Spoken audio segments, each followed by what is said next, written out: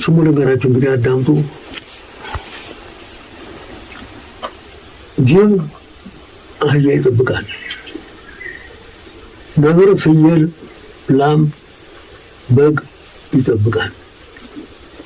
እዚህ ቦታ ላይ ከይሴ እባብ በፍጹም የለም ተወግዟል። ጅብ አህያ ሲጠብቅ ሰምታችሁ ታውቃላችሁ?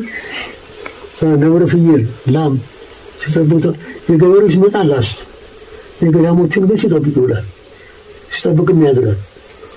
ይሄ ራሱን የቻለ ታሪኩ ነው። ታሪኩ ብዙ ነው፣ ስሙ ይታወቃል።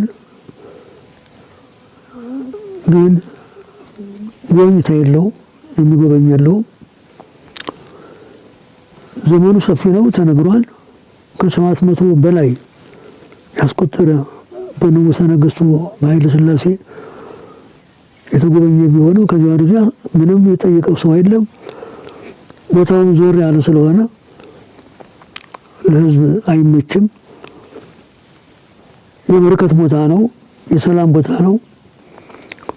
የታመሙ የሚፈወሱበት፣ የተራቡ የሚጠግቡበት፣ ያጡ የሚያገኙበት፣ ሕይወታቸው የተዛባ ተጠምቀው ተመክረው ንስሐ ገብተው ከፈጣሪያቸው ጋር የሚታረቁበት ልዩ ጸጋ የተሰጠው ገዳም ነው እና ይሄ ገዳም ብዙ አዛውንቶችን ያስተናገደ ነው። ፓትርያርኮችን፣ ጳጳሳትን፣ ነገስታትን ያስተናገደ ነው። ህዝብን ያስተናገደ ነው። ከዘመን ብዛት ግን ብቸኛ ሆኖ ጠያቂ አጥቶ ይኖራል።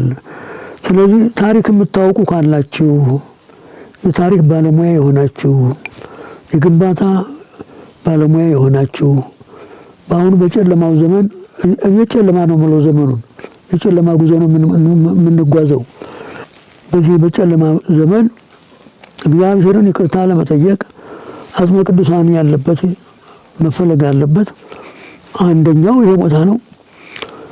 በምትችሉት ሁሉ በጉልበትም በምክርም በሐሳብም በገንዘብም በእውቀትም እርዳታ እንጠይቃለን። ገንዘብ መቼም የተሰራው በዚህ ዓለም ሰርተንበት ከብረንበት ልንሄድ እንጂ እሱ በእኛ ላይ ሊከብርብን አልተፈቀደም። ገንዘብ ምክንያት ነው። የታመመ ሊፈወስበት፣ የተራበ ሊመገብበት፣ የፈረሰ ሊታደስበት ነው። ስለዚህ እግዚአብሔር በወዳጆቹ አዝሮ የሚሰራው ታምር